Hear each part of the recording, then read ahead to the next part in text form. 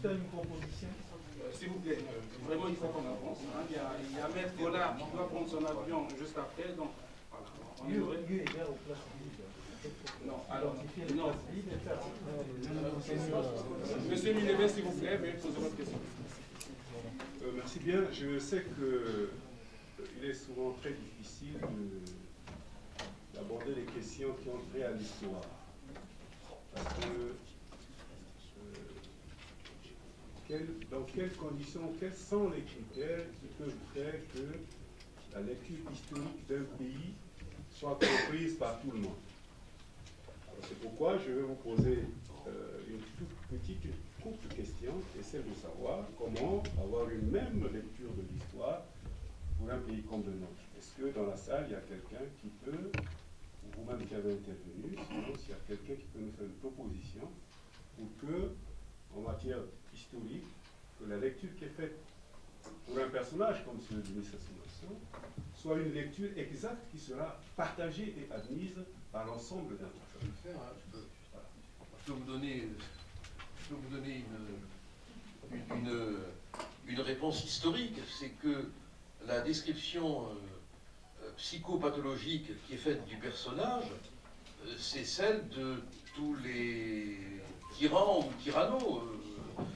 Si on lit la vie des 12 Césars de Suétone, on a exactement la même description, avec toujours à l'origine une faille grave dans l'histoire affective. C'est quasiment un portrait criminologique qui est récurrent dans l'histoire du monde. Quand moi j'ai noté, hein, le pouvoir est au bout du fusil, bon, ben, toute l'histoire de la conquête violente des pouvoirs se résume à cette phrase. Hein. Bon, l'instabilité institutionnelle, tous les dictateurs l'ont organisée pour arriver au pouvoir. Avec infiniment de respect, je dirais que De Gaulle, qui n'a pas été un dictateur, qui a même rétabli les règles démocratiques en France, a utilisé la guerre d'Algérie et son instabilité pour arriver au pouvoir. Bon, donc on a là vraiment toutes les caractéristiques de l'homme qui veut à tout prix le pouvoir. Alors la question, c'est qu'est-ce qu'il fait du pouvoir quand il l'a? Est-ce qu'il maintient dans l'exercice du pouvoir ces caractéristiques tyranniques qui lui ont donné le moyen d'arriver au pouvoir, ou est-ce qu'à ce moment-là, arrivé au pouvoir, il impose des correctifs qui s'imposent et il devient un démocrate? La réponse, apparemment, là, elle est non. Voilà. Maintenant, je ne peux pas me faire l'avocat du personnage en cause, d'abord parce que je n'ai pas envie, ensuite parce qu'il ne m'a pas réglé mes honoraires, et enfin parce que la cause me paraît désespérée. Mais c'est vrai que si quelqu'un pouvait apporter un point de contradiction historique, ça serait bien, parce que moi je crois beaucoup à la règle imposée par Cicéron, in utraquem partem. La vérité est au milieu du pour et du contre. Voilà, la seule observation que vous voulez. Oui. Juste pour répondre à votre question. Je vais être rapide. J'avais 10 ans, Sassou Nguesso avait 20 ans. Il était en formation comme... S'il vous plaît, Hervé, vous pouvez vous présenter, s'il vous plaît? Voilà, pardon, je m'appelle Hervé Zebrowski. Je suis depuis longtemps, j'étais un compagnon, le dernier compagnon d'Ernest Combeau, que tout le monde a connu ici, qui a été président de la Conférence nationale souveraine en 91. Je l'ai accompagné durant les 5 dernières années douloureuses de sa vie, qui était une lente et terrible montée au calvaire. Bon, moi, j'ai grandi dans le bassin du Congo, et je vais être très rapide. Juste un petit point d'histoire, très rapide, voilà. J'ai connu Sassou quand j'avais 10 ans, il en avait 20. Il était en formation, effectivement, comme élève officier à Boire.